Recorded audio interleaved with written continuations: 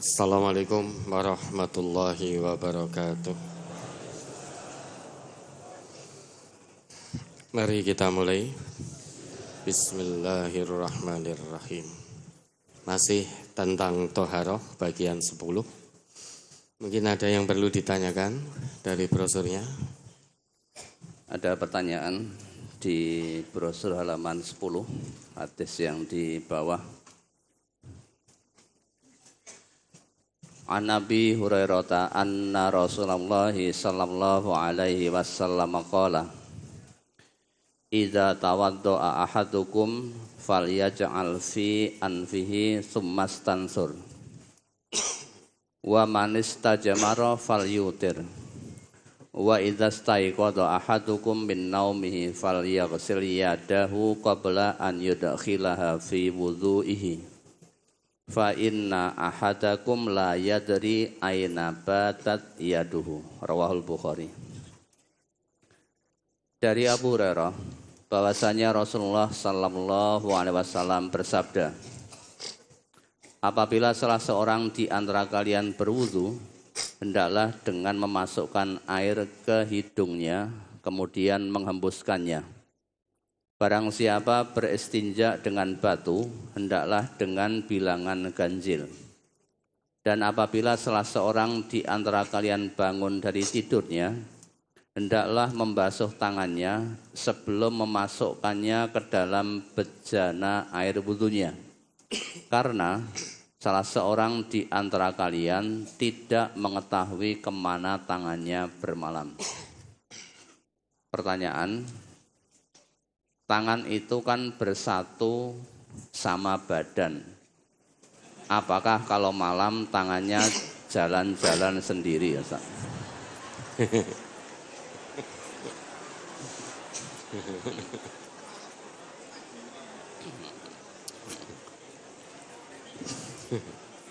Ya betul pertanyaannya.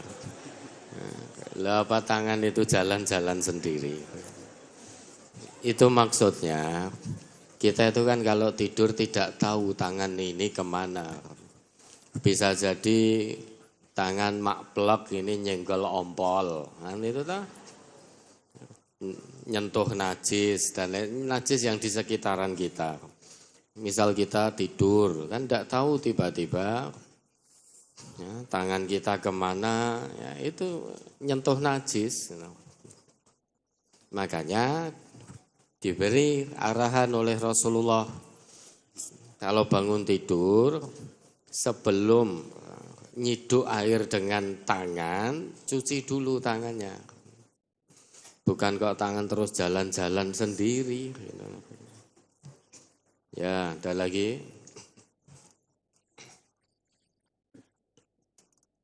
Ketika mandi janabat di dalam kamar mandi yang ada WC-nya, rangkaian wudunya, apakah bismillahnya juga dibaca? Iya, dibaca silahkan, tidak ada larangannya. Terus ada lagi. Ustadz mau tanya, mumpung masih brosur Toharoh, ada yang bilang kalau keramas dalam keadaan mens itu darah putih bisa naik. Pertanyaan, waktu saya hubungan dengan suami belum menstruasi, tapi begitu selesai baru tahu ada darah karena tanggal menstruasi tidak teratur. Saya tidak langsung mandi janabat, cuma mandi biasa karena alasan 1, mandi janabat kalau mau sholat. 2, karena alasan di atas darah putih naik. Tapi akhirnya saya hari berikutnya baru mandi janabat. Adakah dalil atau aturan seperti itu, Ustaz? Dan menurut kesehatan, apa benar darah putih bisa naik? Coba dokter Iwan mana ini darah putih bisa naik? Enggak, saya enggak ngerti. Bukan dokter. Mana ada dokter Iwan? Enggak dok, dijawab. Assalamualaikum warahmatullahi wabarakatuh. Waalaikumsalam warahmatullahi Sebenarnya wabarakatuh. kalau darah putih itu kan leukosit itu maksudnya di dalam pembuluh darah. Jadi nggak mungkin dia keluar. Kalau yang dimaksud ini mungkin keputihan. Jadi kalau keputihan saya kira mungkin barangkali Dokter Parwanti mungkin lebih memahami. Tapi insya Allah ini tidak ada kaitannya dengan masalah head tadi. Ya, Gitu, Dok. ya, terima kasih.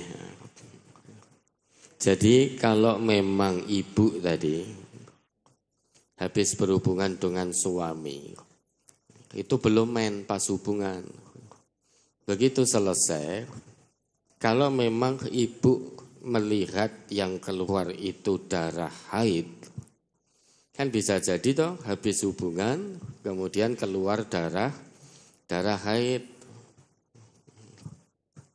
Maka selesaikan dulu ini.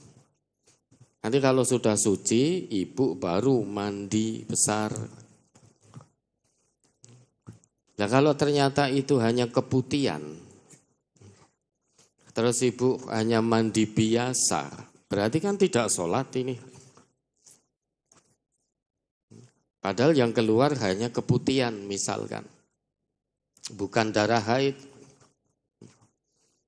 Harusnya ibu tetap mandi besar karena keputihan. Mandi besar karena habis hubungan dengan suami terus sholat. Nah, karena ibu mandi biasa, padahal itu darah putih, baru besoknya mandi besar, berarti seharian panjenengan tidak sholat. Ya sudah, mohon ampun kepada Allah. Tapi kalau waktu itu panjenengan yakin itu darah haid yang keluar, terus kemudian karena tidak teratur, besoknya kok tiba-tiba berhenti, darah haidnya sudah tidak keluar, maka jenengan mandi besar, suci, kemudian sholat, lah itu udah betul. Maka ini yang keluar tadi darah haid atau keputihan. Kalau menurut medis, darah putih tidak bisa naik. Ini tadi dokter Iwan yang jawab, beliau dokter spesialis. Nah, sing jawab saya, itu menyesatkan. Karena tidak mudeng. Ternyata darah putih tidak bisa naik. Kemungkinan yang keluar keputihan. Tapi kalau ibu yakin itu darah haid, maka ya haram sholat. Nah, besoknya berhenti, sudah tidak keluar darah haid, baru mandi besar kemudian sholat, lah itu udah betul. Tapi kalau yang keluar ternyata keputihan, ibu mandi besarnya baru besoknya, baru sholat besoknya, lah ini tidak benar. Lah ini tergantung, ibu itu kemarin keluar darah apa, darah haid atau sekedar keputihan biasa. Ya, ada lagi. Penggunaan kapas yang diolesi misk itu dilakukan setelah mandi janabat atau sebelumnya, Ustaz?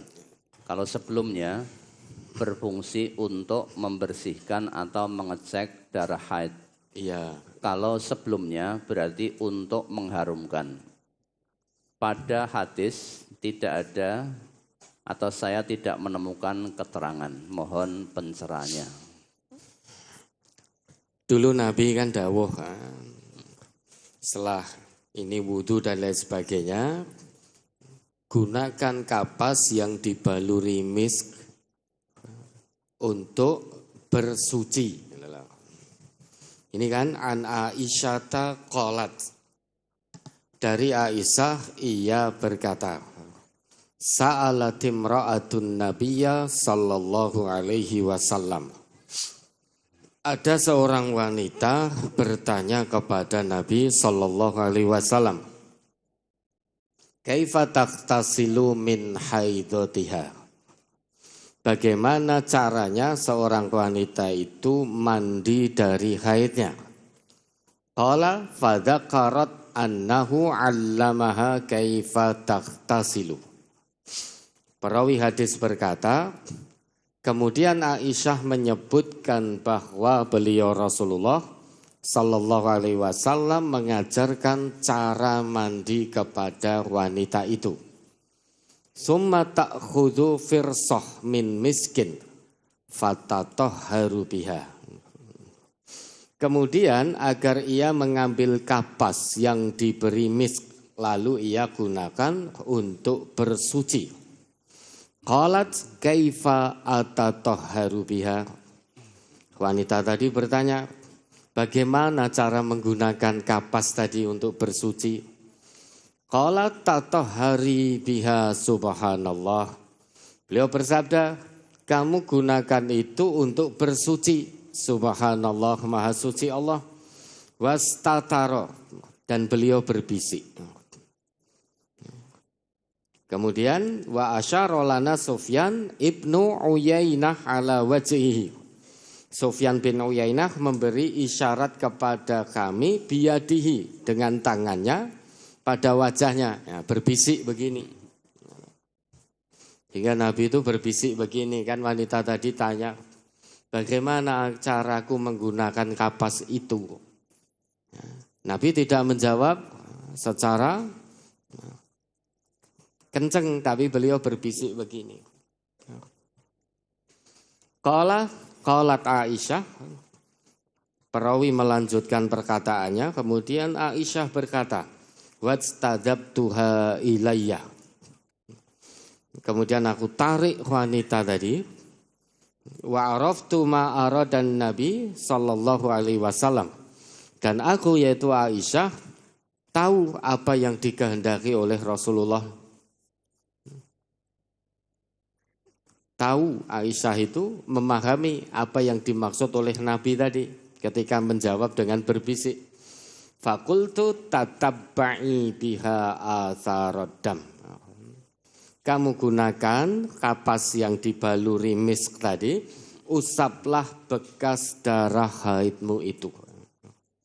Ini Muslim juz 1 halaman 260. Terus menggunakan kapas itu sesudah mandi atau sebelum? Tadi kan Nabi sudah mengajari tata cara berwudu. Kemudian setelah selesai mandi, ambillah kapas itu, baluri dengan misk, kemudian gunakan untuk bersuci pula.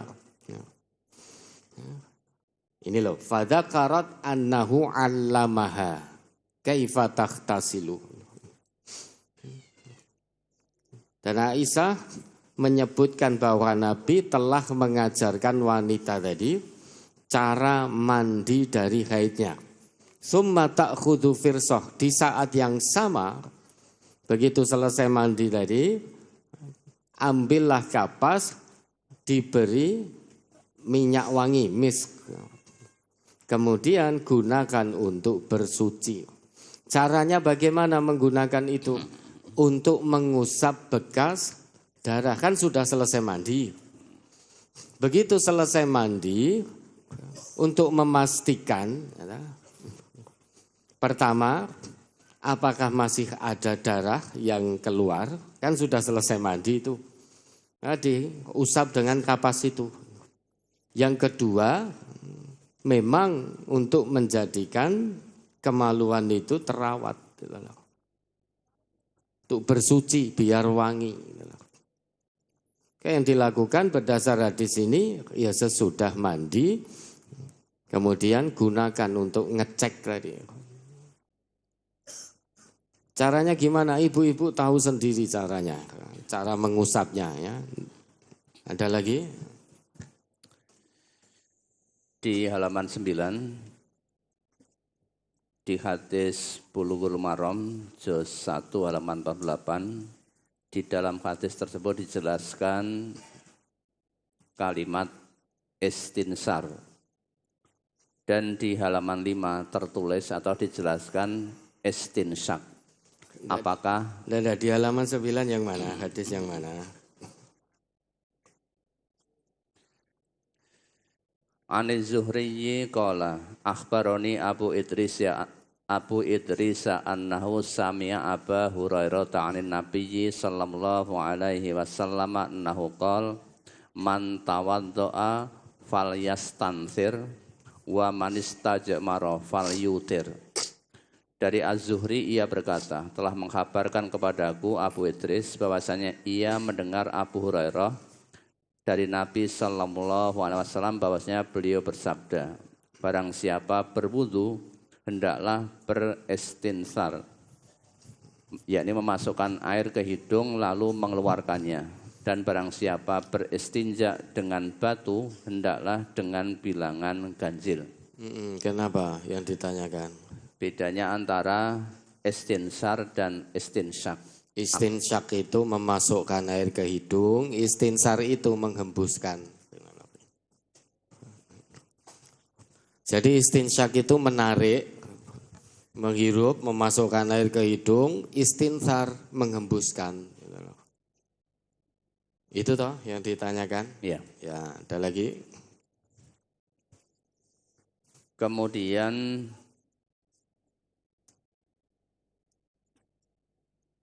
di halaman 9 An Abi Hayyata qala ra'aitu aliyan tawaddo'a fa ghasala kaffaihi hatta anqahuma. Mana? Halaman 9 yang mana Nabi Khayat? 8 masuk ke 9. Terus? Hatta anqahuma summa madmadha salasan wastan syaqa salasan wa ghasala wajhahu salasan wa dhira'aihi salasan wa masaha bi ra'sihi marratan summa ghasala qadamaihi ilal ka'baini summa qama fa akhadha fadla tahurihi fa syaribahu wa huwa qaimun summa qala ahbabtu an uriyakum kaifa kana tuhuru Rasulillah sallallahu alaihi wasallam rawahu Tirmizi. Dari Abu Hayyah ia berkata, saya melihat Ali berwudu. Dia membasuh kedua telapak tangannya hingga bersih. Kemudian berkumur 3 kali. Menghirup air ke hidung 3 kali, membasuh muka 3 kali, dan membasuh kedua hasta 3 kali. Kemudian menyapu kepala sekali, kemudian membasuh kedua telapak kaki hingga kedua mata kaki. Kemudian ia berdiri, lalu mengambil air sisa wudhunya, lalu meminumnya dengan berdiri. Sesudah itu ia berkata, saya ingin memperlihatkan kepada kalian bagaimana wudunya Rasulullah sallallahu alaihi wasallam.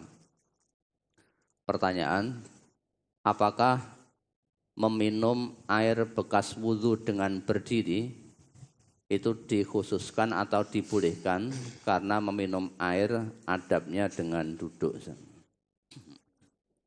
Yang afdol, yang utama dengan duduk.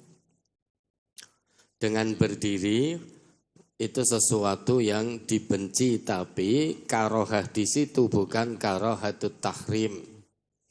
Bukan sesuatu yang dibenci karena haramnya, tapi itu karohatut tanzih.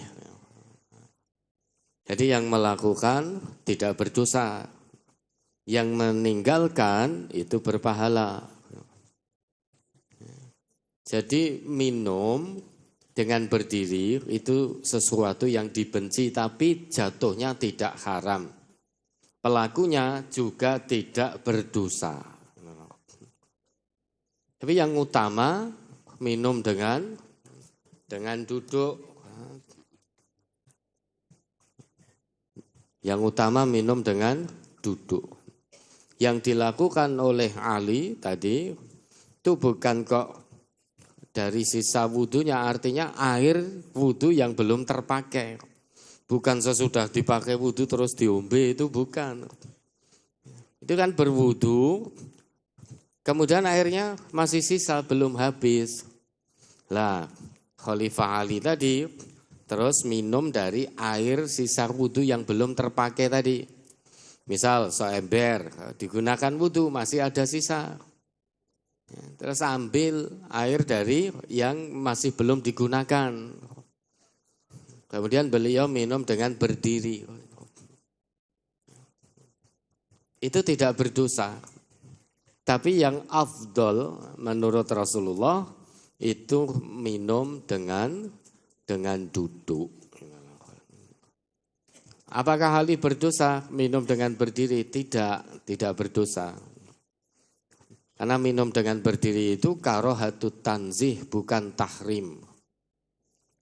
Jadi satu yang dibenci tapi tidak sampai ke tahapan haram. Sehingga pelakunya tidak berdosa. Bagi yang minum dengan duduk berpahala. Gitu loh. Ada lagi? Masih di Toharoh, tapi di Toharoh bagian 7. Di halaman 5 disebutkan An Ibni Abbasin qala qalat Maimunatu wada'tu li Rasulillahi sallallahu alaihi wasallam ma'an yaghtasilu bihi fa afragha ala yadayhi fa ghasalahuma marrataini aw salasan summa afragha bi yaminihi ala shimalihi fa ghasala madzakirahu summa talaka yadahu fil ardi summa tamadmada wastansyaqa summa ghasala wajahu wa yadayhi wa ghasala ra'sahu salasan summa afragha ala jasadihi summa tanahha min maqamihi fa ghasala qadamaihi. Rawahul Bukhari. Dari Ibnu Abbas ia berkata, Maimunah berkata, dahulu aku menyediakan air mandi untuk Rasulullah Sallallahu Alaihi Wasallam. Beliau lalu menuangkan air pada kedua tangannya dan mencuci 2 kali atau 3 kali. Kemudian menuangkan air dengan telapak tangan kanannya pada telapak tangan kirinya, lalu mencuci kemaluannya, kemudian menggosokkan tangannya ke tanah. Kemudian berkumur dan memasukkan air ke hidung, kemudian membasuh muka dan kedua tangannya, lalu membasuh kepala 3 kali, kemudian mengguyur seluruh badannya, kemudian beliau bergeser dari tempat semula, lalu mencuci kedua telapak kaki beliau. Hadis riwayat Bukhari juz 1 halaman 70. Pertanyaan, berdasar hadis ini, ada saudara saya dalam mandi janabat ketika berwudu tidak sampai kaki, hanya sampai tangan. Kemudian membasuh kepala 3 kali dan langsung mengguyur seperti yang ada pada garis bawah. Padahal hadis lain, wudunya seperti wudu mau sholat, artinya sempurna. Pertanyaan, apakah yang dilakukan saudara saya sudah benar berdasar hadis tersebut, Ustaz? Kemudian apakah boleh kita mengambil dasar hanya dengan 1 hadis? Mohon dijelaskan. Ada yang mau mandi janabat, wudunya seperti wudu sholat. Kemudian ada yang melakukan hanya sampai tangan, kemudian membasuh kepala 3 kali, kemudian meratakan air ke seluruh tubuh. Begitu selesai, kemudian berpindah dari tempat semula, kemudian mencuci kakinya. Dua-duanya bisa dilakukan. Yang pertama, memulai dengan wudhu seperti sholat itu, lengkap. Yang kedua, begitu selesai membasuh tangan, kemudian wa ghasala ra'sahu thalathan, mencuci kepala 3 kali, kemudian sesudah itu meratakan air ke seluruh tubuh. Begitu selesai, pindah dari tempat semula, kemudian membasuh kedua kaki. Selesai. Dua-duanya bisa dilakukan. Kenapa? Karena Rasulullah juga pernah melakukan kedua-duanya. Ada lagi? Di brosur halaman 6, hadis yang di atas kita ambil yang bagian Ini brosur yang masih Toharoh 5. Toharoh ke-10. Kan? Oh ya. Halaman 6, 2 bagian akhir. Man tawaddo'a nahwa wudhu'i hadza wa shalla rak'ataini la yuhadditsu fihi ma nafsahu ghafarallahu lahu ma taqaddama min dzanbihi.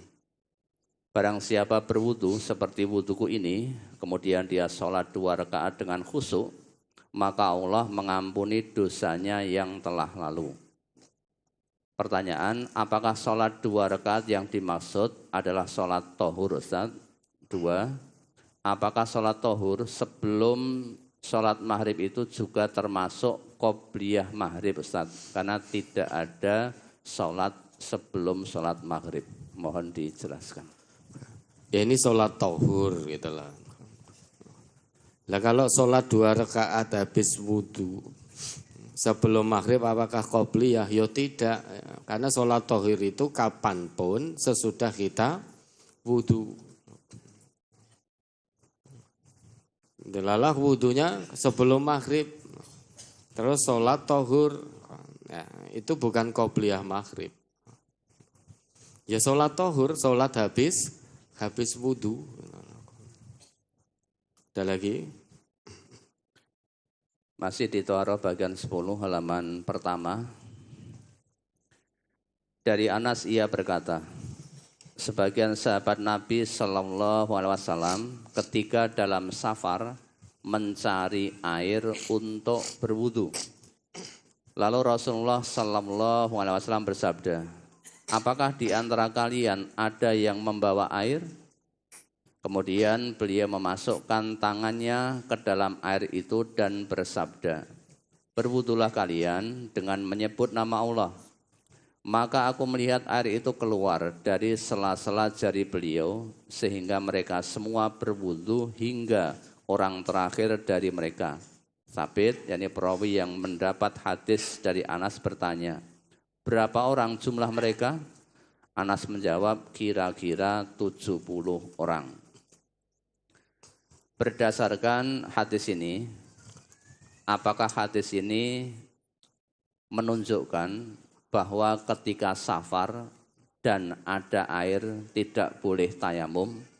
Ternyata Nabi dan sahabat tetap berwudu dan tidak serta-merta bertayamum. Mohon penjelasan. Memang Nabi dan para sahabat, ya, beliau selalu berwudu. Ya. Tapi jangan lupa, ada kebolehan tayamum dan kebolehan itu dari Allah. Dan Nabi juga memberikan rukhsah tayamum, tapi beliau sendiri lebih suka untuk berwudu, tajdidul wudu. Makanya ketika safar, beliau meminta bertanya, apakah di antara kalian ada yang membawa air? Itu bukan berarti orang ketika safar dilarang untuk tayamum meski ada air. Hadis ini menunjukkan karena Nabi memang lebih suka berwudu. Tapi beliau juga memberi rukhsah bagi musafir meski ada air mau tayamum silahkan. Tapi Nabi sendiri lebih suka untuk berwudu. Bukan berarti musafir ada air terus tayamum itu terlarang. Coba diingat lagi itu ayat tentang tayamum itu Al-Maidah ayat 6 atau berapa itu, atau An-Nisa ayat 43 atau berapa itu. Surat Al-Maidah ayat 6. A'udzu billahi minasyaitonir rajim. Ya ayyuhalladzina amanu idza qumtum ilas salati faghsilu wujuhakum wa aydiyakum ilal marafiq wamsahu bi ru'usikum wa arjulakum ilal ka'bayn wa in kuntum junuban fattahharu wa in kuntum marda aw ala safarin aw jaa ahadum minkum minal ghaid aw lamastumun nisaa falam tajidu ma'an fatayammamu sa'idan thayyiban famsahu biwujuhikum wa aydikum min ma yuridullahu liyaj'ala 'alaikum min harajin walakin yuridu liyutahhirakum wa liyutimma ni'matahu 'alaikum la'allakum tashkurun. Hai orang-orang yang beriman, apabila kamu hendak mengerjakan sholat, maka basuhlah mukamu dan tanganmu sampai dengan siku, dan sapulah kepalamu dan basuh kakimu sampai dengan kedua mata kaki. Dan jika kamu junub, maka mandilah. Dan jika kamu sakit atau dalam perjalanan, atau kembali dari tempat buang air atau kakus, atau menyentuh perempuan, lalu kamu tidak memperoleh air, maka bertayamumlah dengan tanah yang baik atau bersih. Sapulah mukamu dan tanganmu dengan tanah itu. Allah tidak hendak menyulitkan kamu, tetapi Dia hendak membersihkan kamu dan menyempurnakan nikmat-Nya bagimu supaya kamu bersyukur. Menurut ayat ini memang jumhurul ulama, sebagian besar ulama berpendapat bahwa wujudul ma, keberadaan air, itu menjadikan seseorang terlarang untuk bertayamum. Namun demikian, ada pula ulama yang mengatakan bagi musafir, ada atau tidak adanya air, itu mengambil rukhsah tayamum itu juga boleh. Seperti Syekh Muhammad Abduh, beliau mengatakan laqad tala'tu khamsatan wa ishrina kitaban. Aku telah membaca 25 kitab tafsir. Tapi aku belum mendapati keterangan yang sesuai dengan ayat ini, yang menenangkan hati. Kemudian aku kesampingkan ke-25 kitab tafsir itu dan aku kembali kepada ayat itu sendiri.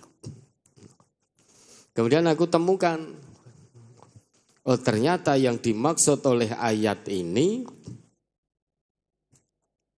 yang namanya falam tajidu ma'an, ketika kamu tidak dapati air, itu kembalinya ke orang yang sedang berhadas kecil atau berhadas besar. Kan di sini ada 4 kondisi, yang satu marid, sakit. Kondisi kedua musafir. Kondisi ketiga hadas kecil. Kondisi keempat hadas besar aula mastumun nisa. 4 kondisi ini jika mau sholat dia harus berwudu. Mereka berempat ini. Tapi karena ada kondisi-kondisi tertentu yang menyebabkan keempatnya ini boleh untuk bertayamum. Yang pertama sakit. Jika sakit, kalau wudu khaufan minal halak, wudu dengan air, kalau sakit itu terkena air, dikhawatirkan binasa, meski dia di tempat iqomah, di tempat mukim, maka dia boleh tayamum. Wa in kuntum mardo fatayammamu, gitu loh. Kondisi kedua musafir. Sekarang kenapa musafir dengan adanya air kok juga boleh untuk bertayamum? Sholat yang paling prinsip, sholat itu kan masalah yang paling prinsip, perbuatan yang paling prinsip. Sholatnya saja bagi musafir itu dapat rukhsah. Bisa dijamak dan dikosor. Perbuatan yang paling prinsip saja dalam safar tetap sholat, perbuatan yang paling utama, itu saja dapat keringanan oleh Allah dari 4 rakaat menjadi 2 rakaat. Untuk sesuatu yang sangat prinsip boleh dikosor, boleh mengambil keringanan. Lah untuk wudhu kenapa tidak boleh? Padahal untuk sholatnya saja bisa mendapat keringanan bagi musafir itu. Bisa jamak dan qasar. Tentu wudhu tidak lebih berat daripada sholat. Karena mendirikan sholat, perbuatan sholat itu paling berat kecuali bagi hati yang khusyuk. Artinya begini, untuk sesuatu yang paling utama saja dalam hal ini sholat, itu dapat keringanan dari Allah. Boleh mengambil rukhsah dijamak dan dikosor. Lah untuk wudhunya, kenapa tiba-tiba menjadi tidak boleh? Ini yang dikatakan Muhammad Abduh begitu. Maka musafir di sini satu kedudukan dengan mardo, dengan orang yang sedang sakit di tempat iqomah tadi. Asal kamu musafir, kita musafir, ada atau tidak ada air, boleh tayamum. Nah, bagi yang berhadas kecil atau besar, maka harus ada air dulu. Falam tajidu ma'an, ketika tidak ada air, baru fatayam mamung. Baru boleh tayamum. Dan dulu juga pernah ada 2 orang ketika dalam safar, mau sholat tidak ada air itu, mau wudhu. Kemudian keduanya memutuskan untuk bertayamum. Selesai sholat, keduanya melanjutkan perjalanan. Di tengah-tengah perjalanannya menemukan air masih di waktu sholat yang sama. Misal, tadi waktu sholat duhur, keduanya bertayamum terus melanjutkan perjalanan. Waktu duhur belum selesai, menemukan air. Yang satu karena menemukan air, maka dia mengulangi sholatnya dengan berwudu, kemudian sholat. Yang satu tidak mengulangi sholatnya. Kemudian hal itu disampaikan kepada Rasulullah. Apa jawab Rasulullah? Bagi kalian yang mengulangi, yang berwudu dan mengulangi sholat tadi, maka dapat 2 pahala kebaikan. Sedang kamu yang mencukupkan tadi dengan tayamum, meski kemudian menemukan air, tidak mengulangi lagi, kamu juga dapat kebaikan. Artinya dari sini, kalau musafir itu boleh tayamum, syaratnya harus tidak ada air dulu. Dua-duanya tadi harusnya pasti didhawuhi Nabi untuk mengulang, harus wudhu lagi. Karena menemukan air masih di waktu sholat yang sama. Nah dari sinilah, bagi musafir ada atau tidak ada air, maka boleh mengambil rukhsah untuk tayamum. Tapi ingat, tayamum itu bukan sesuatu yang wajib bagi musafir, itu hanya rukhsah, hanya kebolehan. Boleh tayamum, boleh wudu. Silahkan selama posisi musafir bisa dengan wudu atau bisa mengambil rukhsah yaitu tayamum. An Atha ibni Yasar, an Abi Sa'id al-Khudri qala. Dari Atha bin Yasar, dari Abu Sa'id al-Khudri, ia berkata, kharaja rajulani fi safarin. dua orang itu keluar untuk safar. Fahadaratis shalah wa laisa ma'ahuma ma' fatayammama sa'idan thayyiba fasallaya. Lalu datanglah waktu sholat, padahal keduanya tidak membawa air. Lantas apa yang dilakukan? Fatayammama sa'idan thayyiba fasallaya. Keduanya lantas bertayamum, kemudian sholat. Summa wajadal ma'a fil waqti. Kemudian keduanya setelah selesai sholat, mereka mendapati air dalam waktu itu, masih dalam waktu sholat yang sama. Fa'ada ahaduhumal wudu'a was sholah, summa lam yu'idil akhor. Yang satu kemudian berwudu, kemudian mengulangi sholatnya. Yang satu lagi tidak mengulangi. Summa ataya Rasulullah sallallahu alaihi wasallam fadzakara dzalika lahu. Kemudian dua orang tadi datang kepada Rasulullah menceritakan apa yang telah terjadi, yang satu ngulang, yang satu tidak tadi. Faqala lilladzi lam yu'id, maka Nabi bersabda pada orang yang tidak mengulangi tadi, asabtas sunnah wa ajza'atka sholatuka. Kamu sesuai dengan sunnah dan sholatmu sudah sah, sudah mendapat pahala. Bagi yang tidak mengulang tadi. Wa qala lilladzi tawaddo'a wa a'ada. Kemudian Nabi bersabda kepada orang yang wudu dan mengulang sholatnya tadi, lakal ajr marratain. Kamu dapat pahala 2 kali. Hadis riwayat Nasai dan Abu Dawud.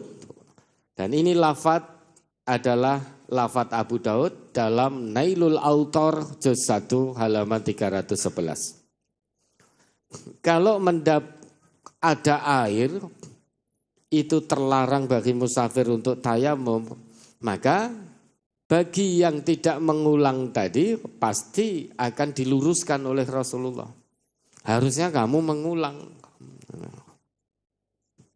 Tapi Nabi menjawab, asabtas sunnah, kamu sudah sesuai sunnah. Kenapa? Karena musafir. Dan sholatmu, ajza'atka sholatuka, sholatmu sudah memadai. Artinya dari sini, musafir itu Bapak Ibu, ada atau tidak ada air, boleh mengambil rukhsah tayamum, tapi bukan satu kewajiban. Itu hanya rukhsah. Boleh diambil, boleh tidak. Nah, Rasulullah sendiri beliau lebih suka untuk berwudu. Dalam safar beliau juga lebih suka untuk berwudu. Tapi bukan berarti bagi orang yang sedang safar ada air tayamum bukan berarti dilarang oleh Rasulullah. Bisa dipahami Bapak Ibu. Ya, ada lagi?